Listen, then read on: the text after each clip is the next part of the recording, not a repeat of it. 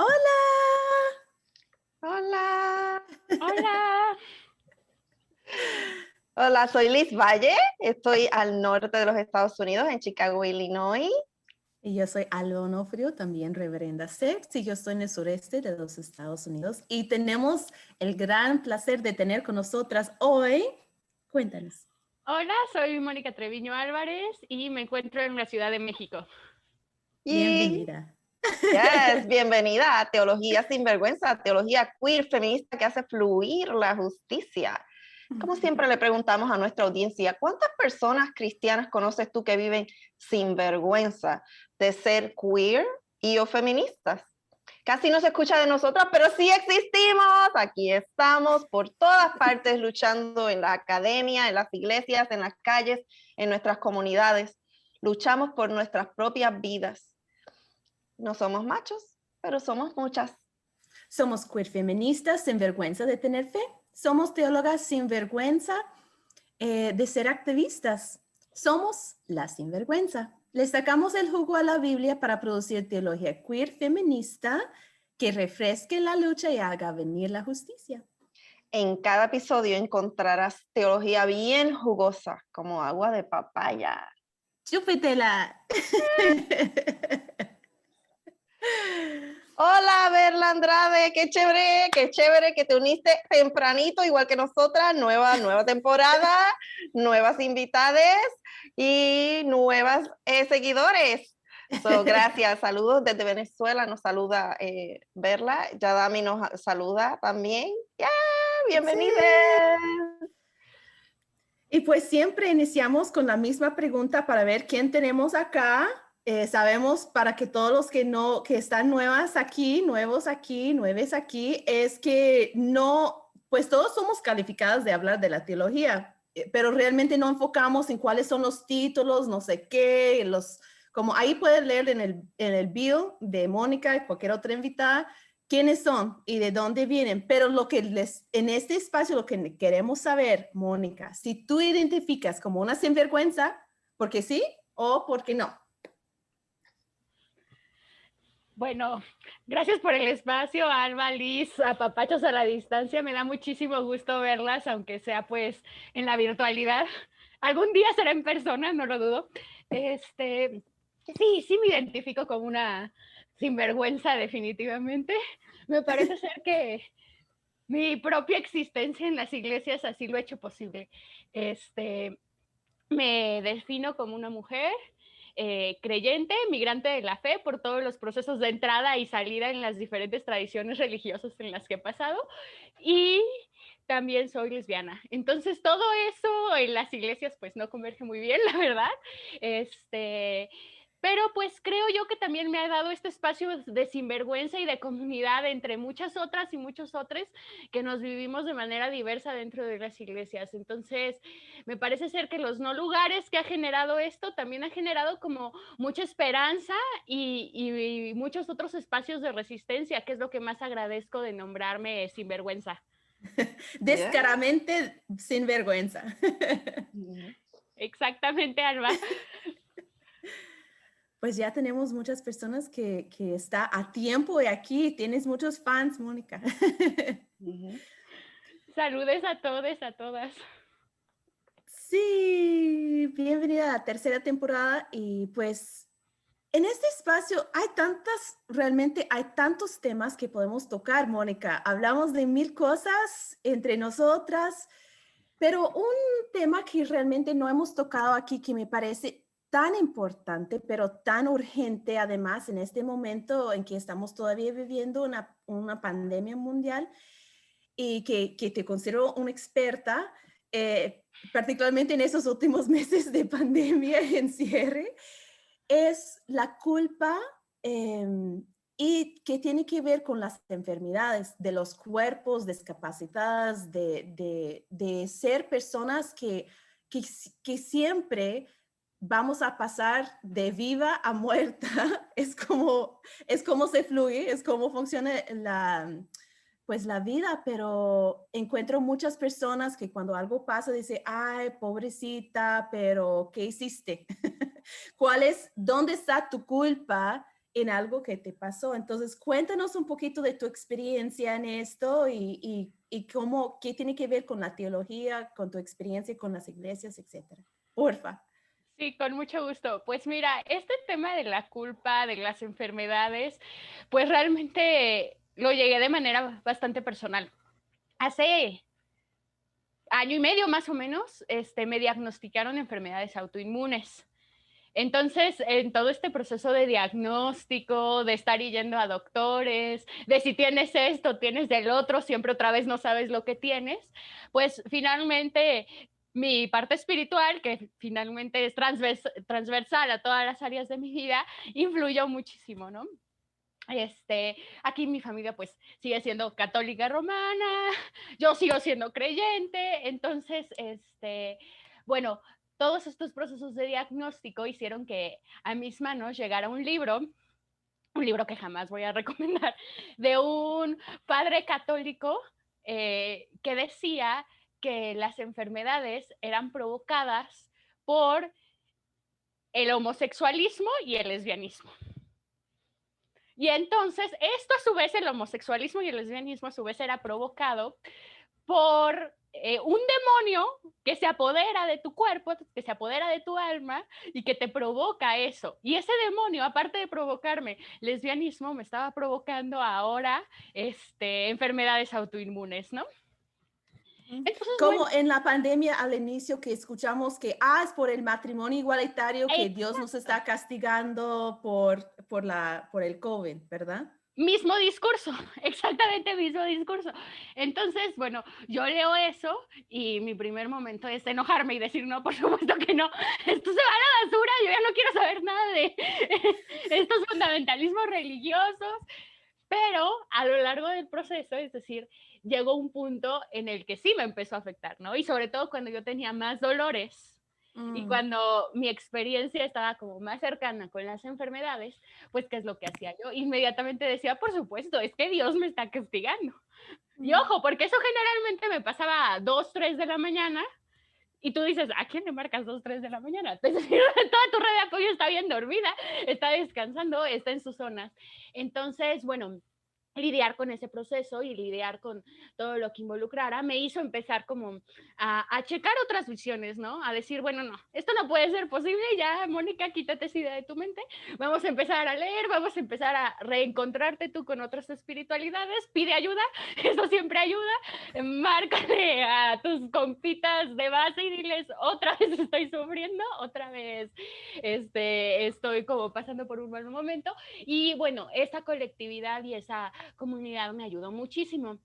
Pero como tú decías hace rato, después, a lo largo del proceso de la cuarentena, llegaron a mí, en mi labor pastoral, más chavos, chavas, adultos, adultas, que finalmente tenían experiencias similares y que no tenían el apoyo que yo había logrado conseguir a lo largo de... Sí, es como así, como si tú, ya pastora, ya con formación teológica bien fuerte, ya como siendo una mujer abiertamente queer, como, y te llega a ti, como igual como todos y todas y todes, es como, pues claro, las personas que no tienen, pues es el mismo como profundidad de respaldo, de comunidad, de poder leer, porque pues sí, y me interesa también cuál era la solución. Entonces, hubo un demonio, como dice Rina Ramos, demonio lésbico.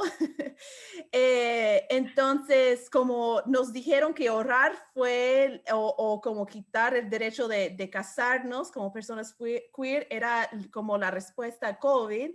Para ti en particular, en tu enfermedad, ¿cómo era el proceso de quitarte este demonio?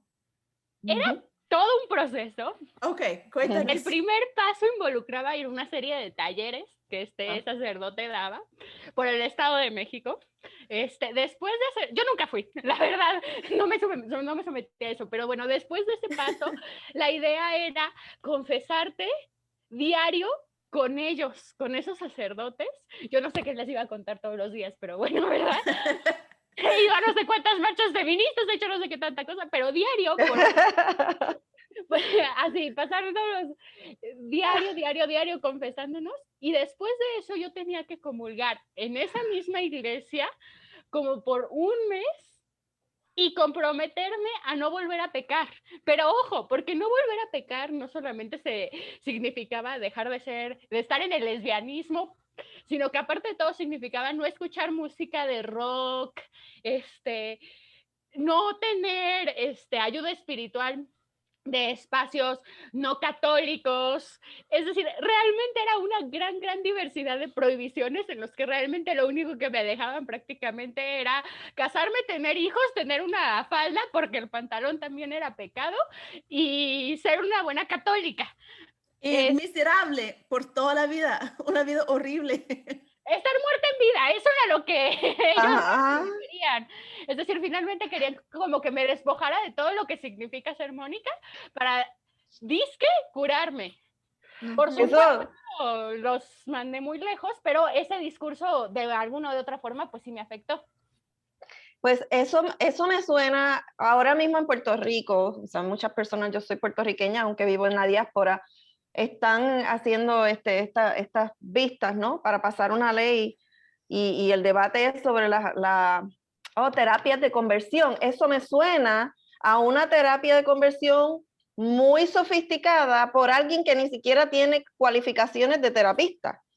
Entonces, sí, desde tu perspectiva, Mónica, ¿cuáles son los pros o los contras, los peligros o las posibilidades de las terapias de conversión? Bueno, yo he tenido como muchos compitas que han sido víctimas de terapias de conversión. En lo personal, bueno, ya ahorita en México como está iniciando a haber una legislación en la materia, pero como tú dices, Liz, como esto es bastante escabroso porque se esconden en muchísimas formas, es decir, finalmente, pues se supone que en Ciudad de México ya no se debería de haber estos espacios, sin embargo, pues yo viviendo en Ciudad de México tengo acceso a ese libro en donde me vienen toda una serie de instrucciones, ¿no? Yo siempre he considerado que como son espacios en donde te roban el alma. Los espacios más tempranos que yo tuve como conciencia de eso fue en la preparatoria, cuando yo estudié en una escuela de religiosas católicas. Ay, no, una experiencia bastante nociva. No la recomiendo, por favor, si tienen hijes, procuren no meterlos a escuelas de religión. No es sano, y menos en la adolescencia. Bueno, en fin, es todo ese proceso. El hermano de una de mis mejores amigas se definía como gay. Entonces, bueno, su mamá y su papá lo metieron en estos espacios de terapias. Fue un proceso sumamente violento. El chavo se vino para abajo en más de una forma. Es decir, yo que lo conocía en el antes y en el después, ya no era el mismo, definitivamente. En ese momento de mi vida, pues yo no tenía ninguna técnica para ayudarlo. Yo estaba viviendo cosas similares. Realmente yo estaba intentando entender qué es lo que pasaba con mi vida, y finalmente también me parece ser que el ver ese proceso pues me afectó muchísimo. Y dijo, no, yo dije, si yo lo digo, voy a acabar como él. Mejor calladita, te ves más bonita. Tú sigue por estos bares guardando silencio y ya veremos cómo lo vamos solucionando, ¿no? Experiencias que llevan inclusive a las y los jóvenes al suicidio. Es decir, yo tengo varios testimonios de amigas mías que ahorita están en Estados Unidos que relatan la experiencia de sobrinas, de sobrinos, que acaban decidiendo quitarse la vida por las experiencias tan nocivas que vivieron dentro de esos espacios. Entonces me parece ser que, si bien es cierto, la legislación es un primer espacio, pues hay muchísimo más que ver, porque muchas veces se amparan dentro de un discurso religioso, se amparan estando dentro de una iglesia como para evitarlo. Es decir, si yo finalmente, que no fui a esos espacios físicamente, el hecho de haberlo leído ya me traía vuelta loca hace unos meses, teniendo toda la formación previa, yo no puedo imaginar cómo se siente en carne propia vivirlo siendo un adolescente de 15, 16 años. Ok, claro. Yo quiero ir un poquito más de tu volteo, porque primero yo estoy aquí como, wow, en Puerto Rico dicen al mejor cazador se le va la liebre, que tú tienes toda esta preparación, tú estás segura de todas estas cosas y de momento esta cosita te pone a dudar, espérate, ¿serán ellos los que están bien o seré yo? Entonces yo quiero que me hables del volteo, de cómo saliste de ahí. He escuchado un poquito de como que la comunidad, ¿no? Y el apoyo a la comunidad, pero ¿nos puedes explicar un poquito más? Y esta pregunta es bien egoísta, de cómo yo puedo ayudar a mis familiares que están seguros de quiénes son y de momento alguien les dice no y les dice otra cosa sobre quiénes son y empiezan a dudar. ¿Cómo te sanas de eso? Pues mira, me parece ser que como lo vimos como en el taller de violencia espiritual, la sanación como no es lineal, es bastante en caracol, diría yo, a lo mejor con mi contexto del Ejército Zapatista de Liberación Nacional, es bastante en caracol, pero yo no lo diría como algo concluido. Es decir, yo diría que ahí voy, ¿no? Es decir, me encantaría decir que ya nunca en las noches tengo esa idea y que ya estoy libre, pero pues realmente no es tan así, ¿no? Me gustaría que así fuera. En el mundo ideal, yo sé que algún día lo lograré, pero bueno, en todo este proceso, bueno, lo primero que yo tuve que hacer fue como, después de leer ese libro, les digo, primero pasé por un momento de mucho enojo y de decir, en mi vida vuelvo a abrir eso, pero ahí estaba en el cuarto, ¿no? Según yo, como para un trabajo de la universidad, para hacer crítica a fundamentalismos religiosos, pero ahí estaba en el cuarto, ¿no? El libro. Ya lo voy a quemar, ya voy a hacer no sé qué tanta cosa, esto es basura, lo único que hace es afectar a muchas personas. Y bueno, en los momentos que estaba bien, yo no tenía ningún problema con hablar con la diosa, con sentirme amada, con estar feliz, ya que el dolor venía, la experiencia cambiaba. El dolor venía y a mi mente llegaba inmediatamente la idea. ¿Y si tienes razón? Y aparte de todo, mi mente no podía dejar de asociar. Por ejemplo, es que acabo de tener una celebración de ICM y otra vez tengo dolor.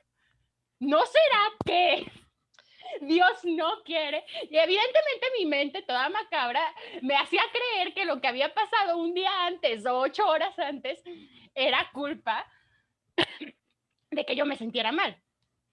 Entonces, lo que también me ayudó muchísimo fue empezarme a empoderar de las enfermedades, ¿no? Empezar a decir, ok, voy a leer, porque debe de haber otra explicación aparte de la que Dios me odia sobre todo eso. Entonces me puse a leer mucho de medicina, me puse a intentar entender conceptos, porque pues yo no sé de ciencias de la salud realmente, entonces el diccionario en mano, mira, esto quiere decir esto. Y eso, pues, por un lado me relajaba, pero otra vez eso era solamente para mi parte racional. Finalmente, cuando tenía dolor, la misma idea regresaba. Entonces, ahora sí que fue por ayuda de Marilu, de Margarita, de Nadia, de mi red de apoyo, de mi red de mujeres que estaban cerca, que yo ya en algún punto les dije, es que le estoy volviendo a tener miedo a Dios. Y eso no está chido, y eso yo ya llevaba como que 5 años sin sentirlo, no puede ser, no me lo puedo permitir. Entonces fue en ese interactuar que, por ejemplo, escuché a papachos de algunas que me decían, no te preocupes, a mí también me pasa, yo sé que es bien gacho cuando estos sentimientos regresan. O también otras ternuras de decirme, ok, no, vamos a ayudarte, vamos a volver a reiniciar asesorías, vamos a ir viendo por qué estás pensando eso, tú sácalo, tú dilo, pero vamos a acompañarte, ¿no? Así llegué a una terapia psicológica.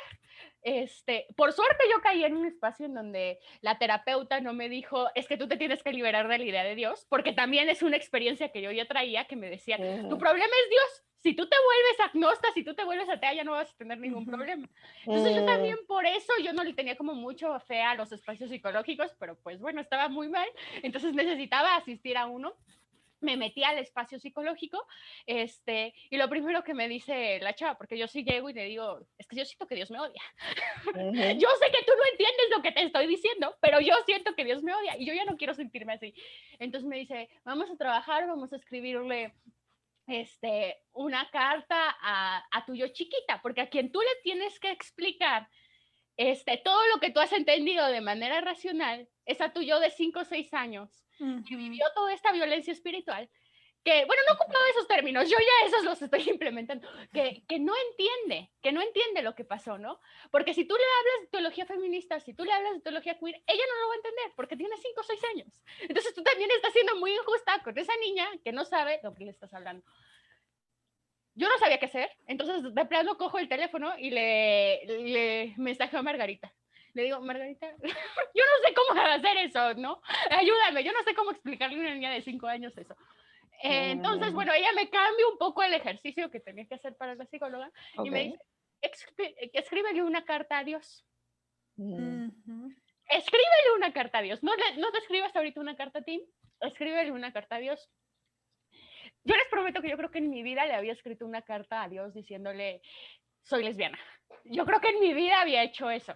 Entonces, bueno, me dijo, tú hazlo siendo chiquita, no lo hagas siendo la Mónica de 25 años, hazlo siendo la Mónica que vivió esos procesos de violencia. Entonces ya, escribo la carta, lloro mucho, se la mando a Margarita, le digo, está llena de fundamentalismos, si preguntan, no la escribí yo en estos momentos de mi vida, ¿no? Pero bueno, independientemente de lo que escribí y todo eso, me parece ser que fue a partir de ese momento que yo pude bajar muchísimo esas ideas. Y no fue a raíz tanto de la carta, sino a raíz de la respuesta de una Margarita de decirme, tranquila, ¿no? Dios te ama, ya deja de decir lo contrario, por favor, y no te va a dejar de amar por el hecho de que tú digas que Dios no te ama, ¿no? Entonces, eso a mí me bajó muchísimo, muchísimo, muchísimo, y realmente a raíz de eso es que yo he empezado a poder subsistir con estos procesos, pero pues lo mismo, ensayo-error. Si puedo tomar un momento para saludar a toda esta gente, porque ya se está llenando. Ok, sí, pero yo tengo una pausita, sí, y quiero también, porque hay una pregunta bien interesante aquí que quiero escuchar a Alba y a Mónica sobre qué piensan, cómo le contestarían a esta persona, pero primero una pausa para darle saludos a Norma Escamilla, desde México nos saluda, Marisol Rojas Muñoz, desde Chile, Olga, le manda saludos a Mónica directamente, Olga TC. Álvaro Durán, Ruth García Cárcamo, desde Honduras. ¡Wow! Tenemos gente de todos lados. Marisol Rojas Muñoz nos da saludos a las 3. Maricel Salas desde Costa Rica, que ya nos estaba extrañando. Te voy a decir, tengo que exaltar este comentario de Rina Ramos que dice, yo tengo uno de esos demonios lésbicos, gracias a Dios. Y después cuando estabas hablando de las confesiones a las que te supone que fuera, Rina dice, pues yo confieso que besé a una chica. Entonces también está Nixie Ramos que nos da saludos, Giselle Zamora Arroyo, saludos desde Costa Rica, Gabriela Guerrero, wow, qué montón de gente nos está saludando hoy. Y Álvaro Durán, esta es la pregunta. Déjame terminar de hacer los saludos para volver a la pregunta, déjame ver si hay alguien más. Y Elaine Saralegui, oh my God, me trabé. Elaine, gracias por estarnos viendo, Elaine, desde Cuba, ¿verdad? Sí, desde Cuba. Esther Pérez, Esther Pérez, terapeuta holística, que nos habla también de cómo la mente es poderosa y cómo trabajar con los pensamientos, y que también exalta la idea que te dio tu amiga Margarita, ¿no? De como una buena terapia de escribirle a Dios una carta. Entonces, esta es la pregunta que Álvaro Durán hace, entonces quiero escucharte, también Alba tiene más, pero bueno, para que la pongamos sobre la mesa. Álvaro Durán dice, como teólogo, nunca he encontrado una postura sustentada desde una perspectiva pentecostal acerca de la homosexualidad como una posesión demoníaca. Si alguien sabe cómo sustentar esta, entre comillas, doctrina, por favor, comparta. Es bien difundido eso en el mundo pentecostal, pero nunca nadie me lo ha sabido explicar. Es interesante, ¿verdad? Porque para mí, yo tampoco tengo respuesta a esto, pero lo que sí conozco que es parte del fundamentalismo es que uno se repita una y otra vez, incluyendo cómo funciona la mente humana. Es que si yo digo, no es cierto que bla, bla, bla, bla, bla, lo que mi mente entiende es bla, bla, bla, bla, bla, no que no es cierto. Entonces, cada vez que repetimos para defendernos, estamos profundizando aún más dentro de nuestros seres lo que están diciendo. Entonces, una cosa es no repetirlo, pero eso de como realmente tantas cosas que hablan de que, Dios piensa así, o Dios odia tal y tal cosa, o la Biblia dice tal y tal cosa. No dice nada de esto, es que se repite suficientemente que la gente acepta como verdad cosas que no son nada que ver con lo que está escrito o lo que es parte de una teología. Entonces, eso es lo que iba a preguntarte a las dos, como ya sabemos estas narrativas de un Dios juzgador que entrega tareas, pruebas, que nos castiga con cosas por la Biblia. Ah, Dios hizo tal y tal cosa. Dios mató tal y tal persona. Como ciudades enteras, como existe ahí, entonces yo entiendo de dónde viene la culpa como respuesta a cosas como enfermedades y cosas así, como que es lógico en este Dios patriarcal, egoísta, todo esto. Entonces, por favor, ustedes como ayuda a las personas que nos están escuchando, están diciendo, sí, sí, sí, sí, sí, me pasa igual, mi familia dice eso, mi iglesia dice eso. ¿Cuál es otra forma, como pensando en esa teología queer feminista que estamos haciendo para refrescar la lucha y haga venir la justicia? ¿Cuál es otra forma de ver esto si no es castigo de Dios? En una forma teológica, no solamente lógica. Bueno, lo que yo he iniciado a hacer en todo este proceso es retomar las mujeres de la Biblia. A todas estas mujeres que la Biblia nos habla como de procesos de enfermedad o de dolor. Por ejemplo, pienso en la mujer encorvada, pienso en la mujer hemorroísa, pienso en todas estas mujeres y desde ahí yo he aprendido incluso a irme agenciando de la enfermedad, ¿no? Desde otros lugares de enunciación. Yo inicié mucho con el texto de la mujer hemorroísa. A mí me llamaba muchísimo la atención el hecho de que ella tocara el manto de Jesús. Para mí, y desde mi lectura, era una forma en que ella se estaba agenciando, sabiendo que era una mujer que llevaba muchos años así, que había gastado dinero, recursos en ser tratada y que nadie le sabía decir qué era lo que tenía o cómo curarse, bueno, también me recordaba un poco a mi propio proceso, ¿no? A un proceso de no saber qué onda, de que un doctor diga una cosa, de que el otro diga la otra y que tú finalmente no sepas qué te pasa, ¿no? Con todas las violencias que significa luego ir a un consultorio médico siendo mujer, pero bueno, después, después de eso, a mí me llamaba mucho la atención agenciarse y me acuerdo que cuando me iniciaba en la teología me decía una maestra, es que es como si la mujer le hubiera robado el milagro a Jesús, es decir, ella no lo solicitó, ella llegó y lo tomó. Entonces, esa parte de agenciarme me ayudó muchísimo. Y luego compararla con la otra historia que aparece a continuación, la de la niña, la de Talita Kum, de levántate y vive, también me recordaba otros procesos míos, ¿no? Entonces, yo analizaba como la experiencia de estas dos mujeres, una que le roba el milagro, una que se busca agenciar de su propio dolor, de su propio proceso de enfermedad, y la otra que está tirada y que ya no puede, ¿no? Entonces yo misma me acordaba y me ponía en las dos partes, ¿no? Claro, cuando tengo la mega energía para luchar con lo que sea que tengo, cuando tengo toda la fuerza, cuando considero que Dios me ama, cuando estoy dispuesta a jalarle la manta y a decirle, vente para acá y no me dejes y no me sueltes, porque yo no sé qué voy a hacer si me sueltas. Y por el otro lado, lo contrario, ¿no? Cuando estoy tirada, cuando no puedo y cuando llega Jesús y dice, ok, levántate, vámonos, ¿en dónde quedó eso, no?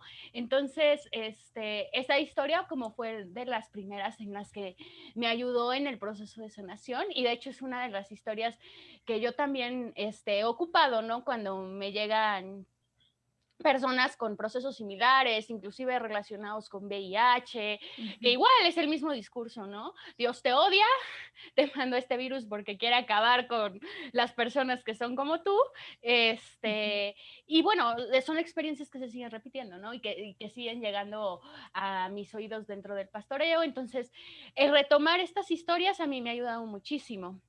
Justo hace unos días, Maricel Mena coordinó una revista en Ribla, creo que es la 49, si no me recuerdo, si no luego les pasó bien el nombre, que exactamente profundiza en los procesos de salud y enfermedad. Escribe ella, escribe André Muskov y escriben muchos más. André Muskov, por ejemplo, retoma la historia del centurión. Y entonces, André Muskov, una de las preguntas que se hace es cómo se sentiría el esposo de de un hombre que tiene SIDA, que está en una etapa terminal. ¿Y cómo leería en esa situación la historia del centurión? Entonces, a mí me ha ayudado muchísimo empezar a como profundizar en estas historias de sanación, de corporalidad y como desde ahí encontrarme con otra divinidad, ¿no? Igual yo siento que lo que a mí en lo personal más me ayuda, que a lo mejor no es tanto teológico, sino más pastoral, es exactamente darme cuenta de que la divinidad, la diosa, está en otras personas. Entonces, por ejemplo, cuando yo cojo el teléfono, estoy en un dolor y ya mi mente empieza, porque aparte todo no solo el dolor físico, es lo que mi mente genera con el dolor físico se vuelve tolerable. Y estoy como con estos pensamientos, yo cojo el teléfono y escribo, inmediatamente la respuesta de la otra persona siempre la he sentido con una ternura, es decir, no la he sentido con una, ya cállate, tú otra vez con lo mismo, ya deja de hacerlo. No, todo lo contrario. Siempre lo he escuchado con, ay, no, Dios te ama, vamos a vivirlo juntas, o no te preocupes, yo estoy igual, vamos a comentar qué es lo que nos está pasando a las dos y a ver cómo salimos del rollo juntas. Pero eso, este estar en comunidad, también siento que como es la experiencia más cercana de la diosa, de la divinidad que he podido tener como a lo largo de este proceso, y es lo mismo que como yo suelo recomendar, es que acércate con las personas que realmente te muestran la ternura de Dios. ¡Oh, qué bello! Sí. Esa tiene que ser uno de los flyers, esa tiene que ser uno de los posts que ponemos después, ¿ok? Sí, acércate a las personas que te demuestran la ternura de Dios, qué bonito.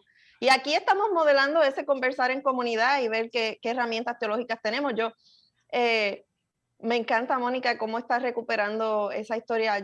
Yo sigo yendo otra vez y otra vez a esas historias de la mujer hemorroísa y la niña, y los 12 años, hay algo ahí de los 12, pero anyway, a mí me molestaba que Jesús la tiró al medio. Era como que Jesús sabía que poder salió de mí, ok. Si él sabía que poder salió de mí, él sabía que él lo había hecho, pero él quería que la persona confesara. Entonces yo decía, ¿por qué él le hizo eso a ella? Entonces leí un libro de una experta en homilética que se llama Kathy Black, y ella escribe todo un libro sobre una homilética sanadora. Y ella hace una distinción entre curar y sanar, y porque ella dice, la manera que nosotros interpretamos los textos de los milagros de sanidad pueden ser reiterar el discrimen contra personas con impedimentos físicos o cognitivos o emocionales, lo que sea. Es como, ¿y por qué? Viene de esa teología que está en la Biblia. Esa teología está en la Biblia, pero no es la única. La Biblia también nos modela la conversación. Entonces, en el Antiguo Testamento para los cristianos, la Biblia hebrea, está el libro de Job. Y el libro de Job es la primera declaración teológica que dice, no tiene nada que ver con si pecó o no pecó, con si pecaron sus padres, o nada que ver.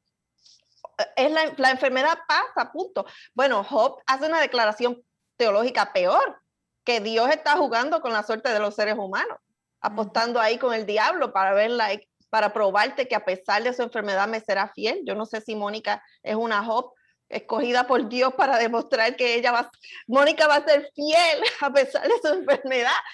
Yo no quiero pensar que ese es el caso. Y aunque esa teología diferente entró en el canon, todavía los discípulos se seguían creyendo la otra, la de que no, esto viene por pecado. Entonces aquí quiero hablar un poquito de la historia déjame terminar el pensamiento de aquella. Después se me quitó un poquito el coraje porque gracias a Kathy Black me di cuenta, al Jesús tirarla al medio, estaba haciendo pública la sanidad de su cuerpo y por lo tanto la estaba reintegrando a la comunidad. Al ella ya no tener, porque mientras las mujeres, las leyes decían que si estaban en su menstruación, tenía que separarse de la comunidad. Entonces, al él hacer pública la sanidad, la está reintegrando a la comunidad. Por el otro lado, al él hacer público que ella lo había tocado, él había ido ahí con ella, porque una persona que se dejaba tocar o que tocaba a alguien inmundo, como era ella, se volvía inmundo. Él no hizo solamente público, no la tiró al medio a ella sola, se tiró al medio con ella. Y dijo, pues si ella está impura, yo también, ¿verdad? Esa es una manera que uno lo puede ver. Entonces, pero lo bonito, y eso es lo que Kathy Black nos indica, es que hay una diferencia entre curar y sanar. Pues curar quita la enfermedad del cuerpo, pero sanar es la reintegración a la comunidad. Y eso puede pasar con o sin la enfermedad. Y a lo que estamos llamados es a la sanidad, de reintegrarnos a la comunidad a pesar de las enfermedades. Pero bueno, volviendo a los discípulos, que ellos todavía se creían, como dice Alba, no es cierto que bla, bla, bla, bla, bla. Ellos se quedaron con el bla, bla, bla, bla, bla. Y le preguntan a Jesús, ¿verdad? Una vez Jesús, y esta historia está en Juan 9, que pasando Jesús vio un hombre ciego desde su nacimiento. Los discípulos le preguntan, maestro, ¿quién pecó, este o sus padres para que naciese ciego? Y Jesús le dice lo mismo que dice Job. No, ni él ni sus padres. Entonces le dice que para que las obras de Dios se manifiesten en él.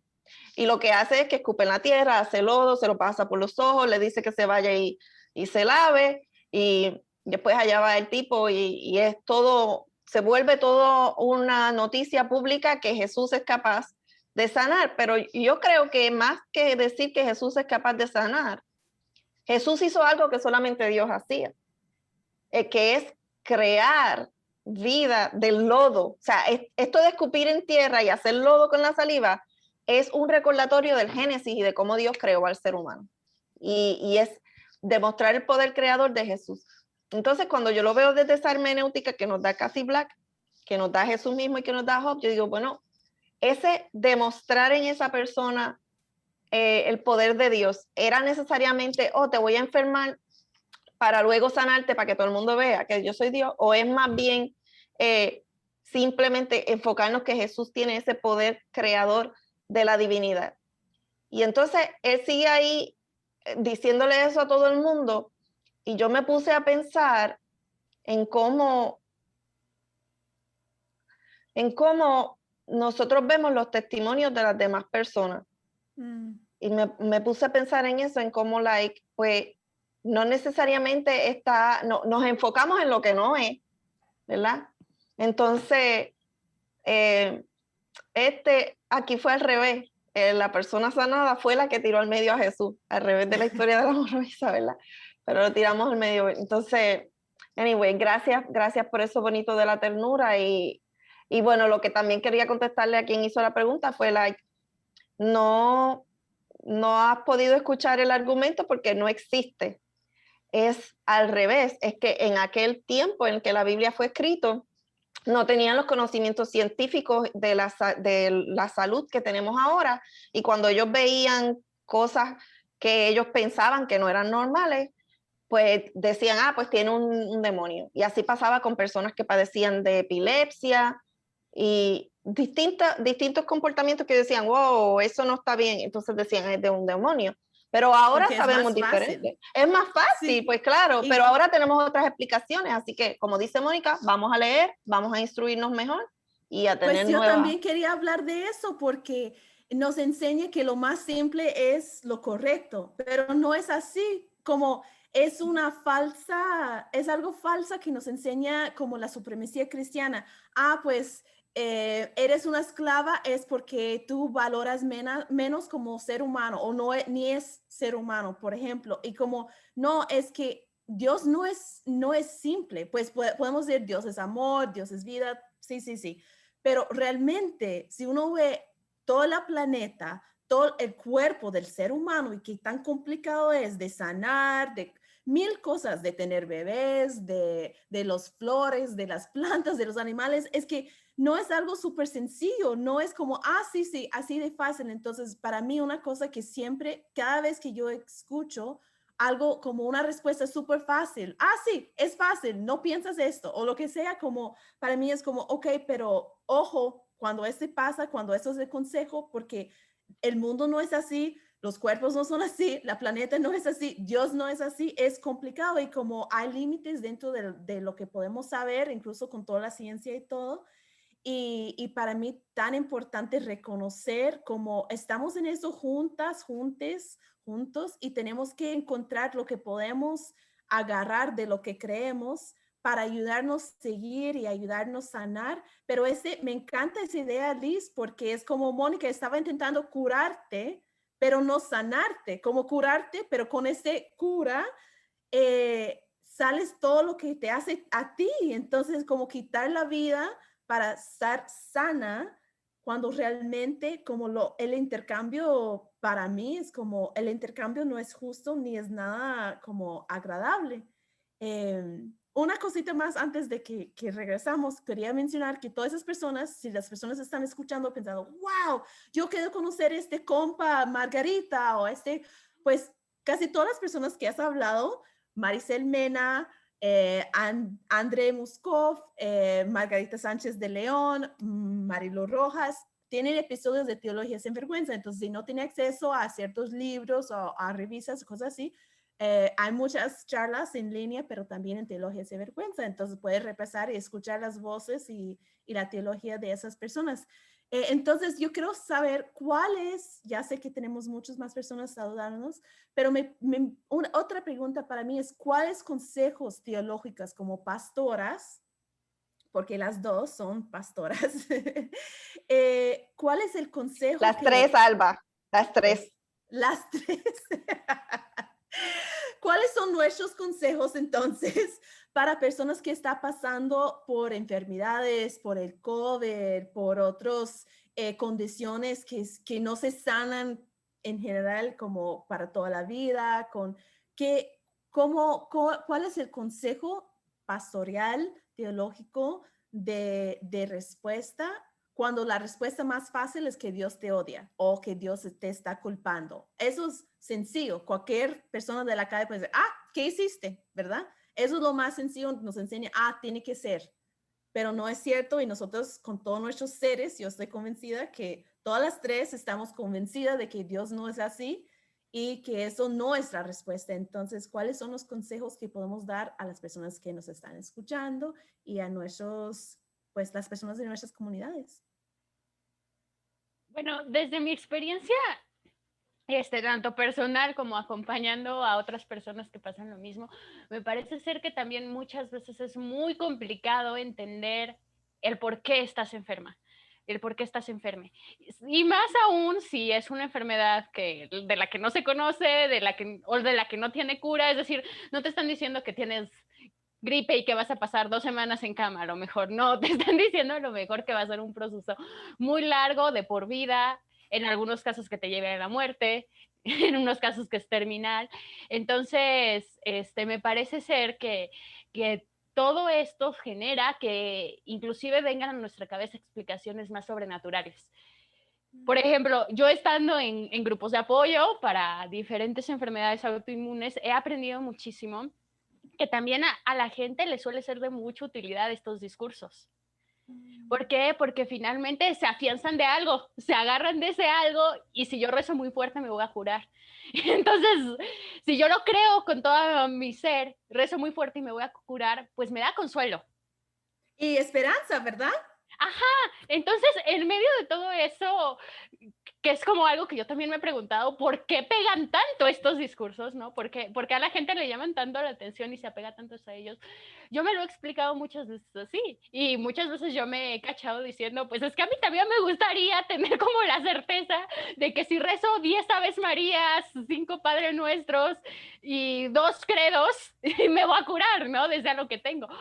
Sí.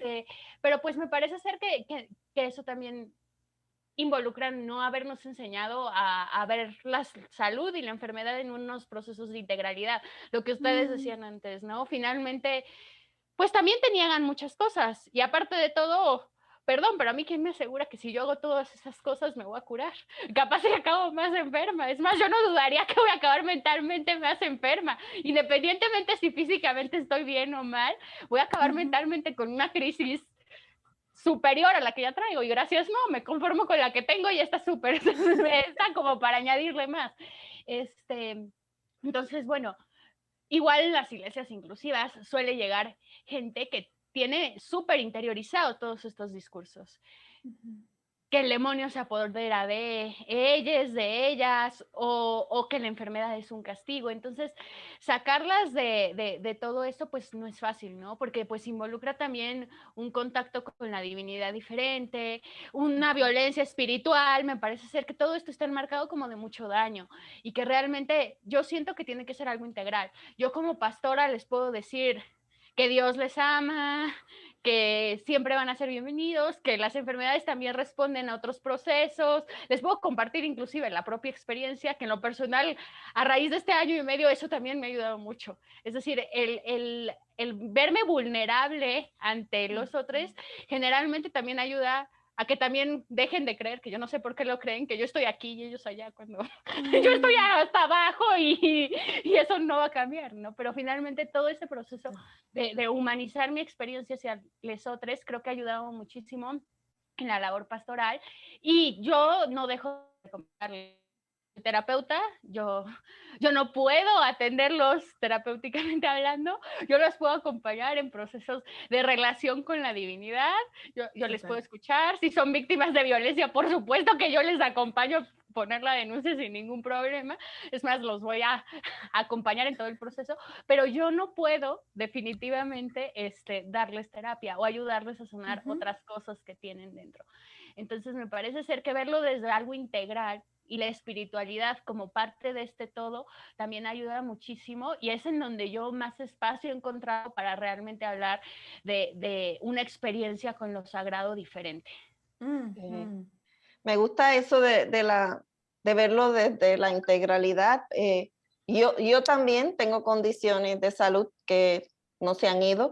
Yo, en lo que tú me decías, es like, oh sí, se aferran a algo y le da esperanza. Digo, pero eventualmente se darán cuenta que no funciona y ahí viene la crisis otra vez, ¿no? Entonces, a mí me ayudó, por ejemplo, ver el tomarme las medicinas como un ritual y tomarlo como que, oh, este es un sacramento, porque los sacramentos son una imagen visible de una gracia invisible. Entonces, este es Dios mismo, ¿no? Dándome, Dios trabaja en la sabiduría de los que inventaron esta medicina, Dios trabaja a través de esta medicina, y hacerlo como ritualizarlo para que se convierta parte de mi disciplina espiritual, de mi práctica espiritual y un momento de conexión con la divinidad. Lo otro también para esos que todavía están un poquito de donde yo salí, ¿no? Yo me identifico como una evangélica en recuperación. Hay cosas que están ahí siempre y no se salen. Es que en ese mundo le hacen más caso a Pablo que a Jesús, ¿verdad? Bueno, pues si le vas a hacer más caso a Pablo, acuérdate que Pablo dijo que él tenía un aguijón en su carne que Dios se negaba a sacarle. Y de hecho, muchos teólogos han interpretado que ese aguijón se refería a una enfermedad que él tenía, que no lo sanaba, Dios no lo sanaba. Lo que fuera era suficientemente vergonzoso como para que él no lo dijera. Así que fuera que pudiera yo decir que era una tendencia a una sexualidad y que por eso era que hablaban contra la sexualidad, porque mucha gente lo que hace es trabajar sus propios, ¿verdad? En la teología que produce. Entonces, él dijo eso, él dijo, pero el poder de Dios se perfecciona en mi debilidad. No se va esta enfermedad porque en mi debilidad es que soy fuerte. Y con todo eso, Pablo era un arrogante del caray. Imagínate si Dios le hubiese quitado el aguijón de la carne. O sea, entonces, pues cuando ahí yo me siento que estoy muy enferma, pues digo, no, yo me siento débil, pero soy fuerte porque la divinidad está conmigo. Y aquí es que hacemos equipo, ¿verdad? Entonces, esas son dos formas en que yo manejo esto, pero más que nada el acompañamiento comunitario, el de quitar al lado la pregunta de la teodicea, de que, no, o de la teología de que tu enfermedad es castigo de Dios, echar la palabra y decir, like, no, por eso vuelvo a la integralidad. La vida y la muerte, la sanidad y la enfermedad son parte de la vida, son parte del sistema ecológico, simplemente ese es el punto de partida, saber que es parte y que lo que nosotros hacemos es acompañarnos en el caminar y que lo más bonito es que en ese caminar también nos acompaña la divinidad. Sí, y como me encanta esa idea de la vulnerabilidad, porque es el Dios patriarcal parte del imperio que tiene vista de Dios Todopoderoso que no necesita de nadie ni nada. Y para mí, como decolonizar un poquito de nuestra teología, es que para mí, por ejemplo, odio ser vulnerable, porque como yo tragué todo eso de independiente, no necesito nadie, no necesito nada, como parte de mi acercamiento a la perfección y a Dios. Entonces, para mí, odio estar enferma, estar vulnerable, estar triste, estar lo que sea, como no quiero necesitar de nadie, pero lo que es real es que igual como Dios existe en comunidad, no es solo Dios, por lo menos muchos cristianos creen que es como por lo menos 3 en 1. Como cuando yo estoy más vulnerable, yo tengo que recordar que no significa que no soy fuerte, que no soy poderosa, porque las personas que me acercan, me ayudan, me cuidan, es como para mí dar luz a mi hija sin medicina, como así, todo natural, fue cuando yo estaba más frágil, más vulnerable.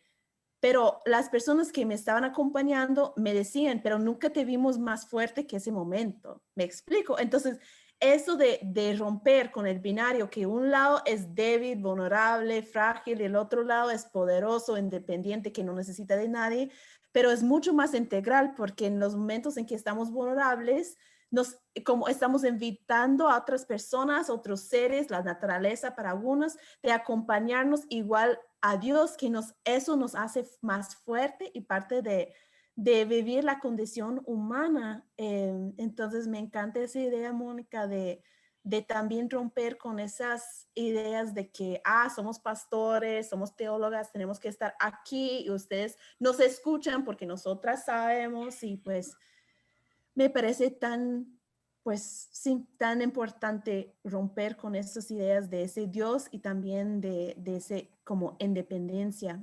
No puedo creer que ya casi llegamos a la hora, pero no podemos dejar salir sin preguntarte cuáles son tus ancestras, ancestros que llevas contigo. Puede ser personas como de familia, culturales, como escritores, etcétera, pero cuéntanos de dónde viene y qué te ayuda a ser la persona maravillosa que eres y como cuéntanos un poquito de las personas que están detrás de ti.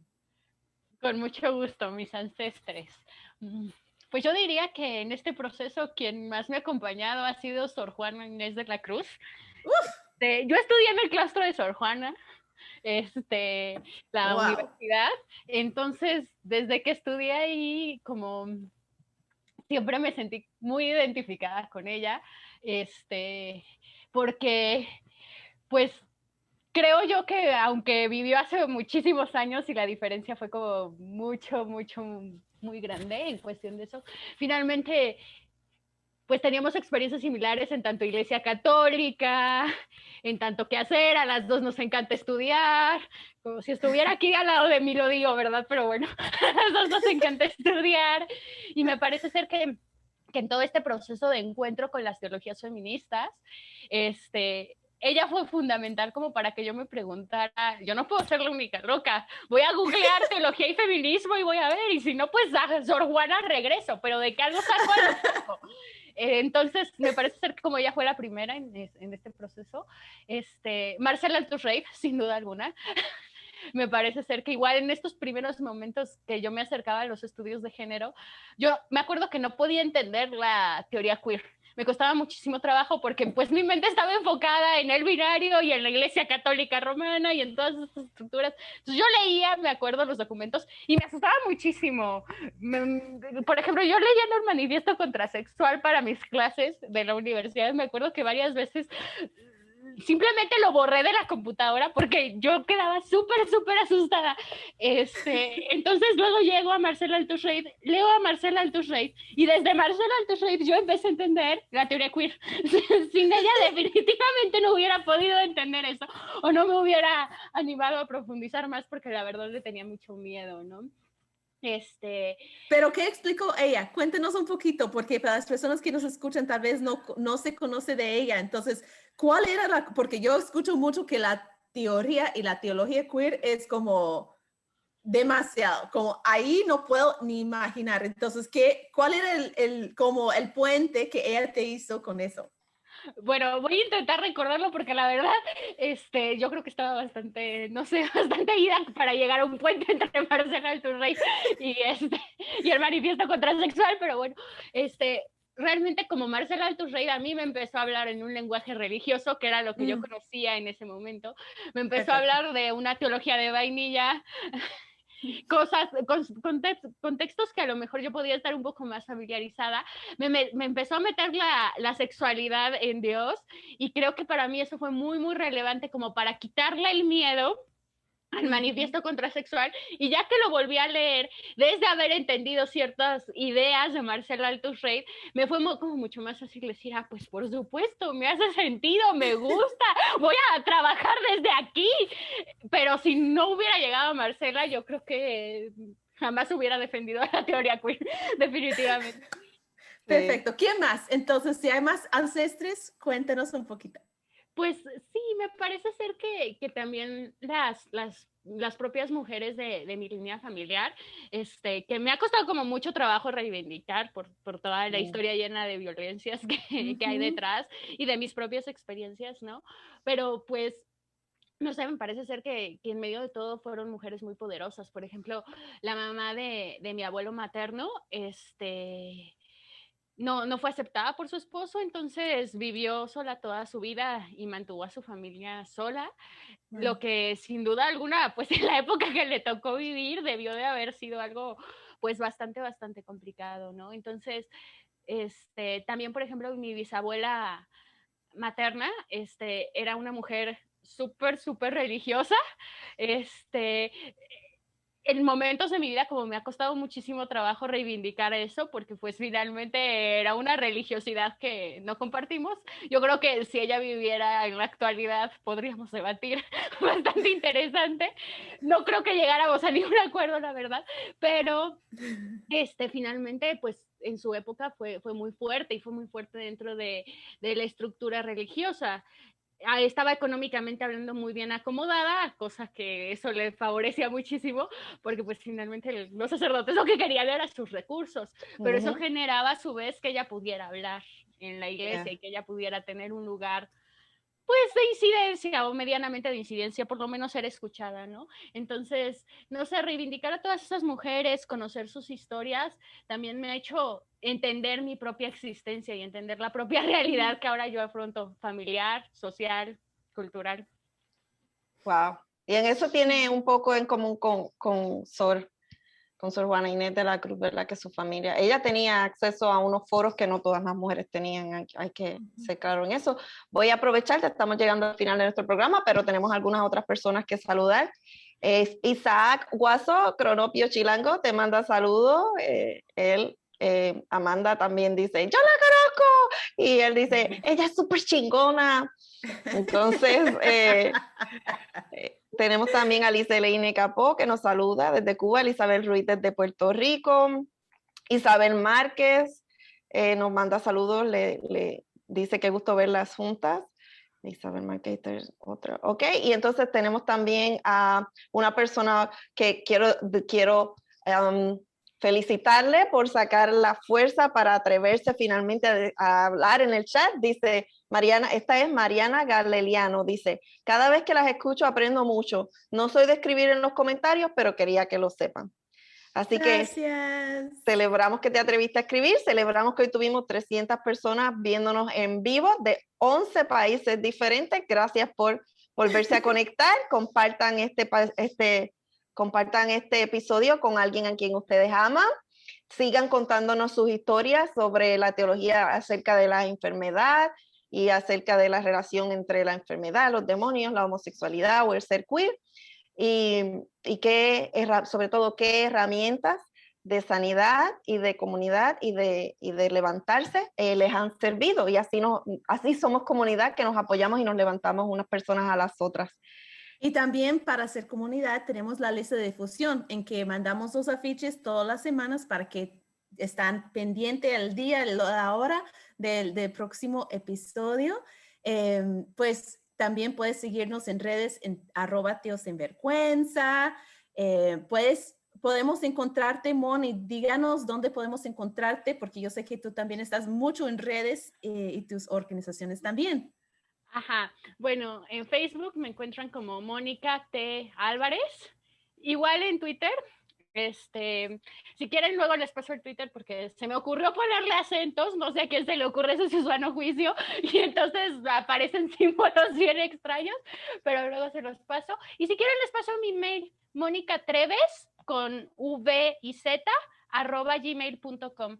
Es más, se los escribo en el chat por cualquier cosa. Y entonces ahí lo ponemos en los comentarios y cuando usted vea, vuelva a ver, porque también me enteré el fin de semana pasado que hay gente que vuelve y oye y vuelve y oye y vuelve y oye nuestros episodios.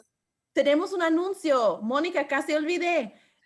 Mónica, que es pastora asociada de SM Libres por Amor, hoy en como 1 hora y media, ¿verdad? Sí, a la 1:30. Vamos a tener una conversación entre Mónica y yo de Guadalupe Queer. Entonces, si les interesa saber más de esta conversación, de cómo es Guadalupe, cómo es queer, vamos a estar charlando muy jugosa toda la teología de Guadalupe Queer. Entonces, pueden encontrarnos en Facebook en vivo, ¿verdad? Sí, no sé si precisamente ahorita vaya a salir en vivo, pero si gustan en las redes sociales de ICM Libres por Amor, pueden escribir y les mando el link, o si no, mándenme correo electrónico. Soy bastante apegada a la tecnología, entonces les contestaría inmediatamente. ¿Lo van a poner en la lista de difusión de WhatsApp de ICM Libres por Amor? ¿O no? ¿Cómo? ¿En el grupo de WhatsApp? Sí. Sí, si ahí nos escriben, les podemos mandar el link. Ok, perfecto. Y como decíamos, pues además de seguir a Mónica ya dentro de 1 hora y media, porque es a la 1:30 de México, nos pueden seguir a Teología Sinvergüenza con #LasSinvergüenzas y pueden apoyar este podcast. Nosotros siempre tratamos de dar un honorario a las personas que están aquí invitadas para apoyarles en sus ministerios, en su quehacer teológico y no todas están en ministerio porque no todas se identifican como cristianas, pero también en su quehacer de justicia, porque eso sí que lo queremos apoyar. Así que para que apoyen esto, vaya a la página soulforce.org, eso se deletrea soulforce.org y pueden ahí hacer su donativo. Pendiente a nuestro próximo episodio, que es mañana, para que conozcan, para resucitar todas juntas. Vamos a estar hablando de teología indígena. Yes, así que pendiente a nuestro próximo episodio para que conozcan a una teóloga más, a un teóloga más, que es sinvergüenza de ser activista. Somos las sinvergüenzas. ¿Eres tú una de nosotras? ¡Sí! ¡Sí, sí, sí!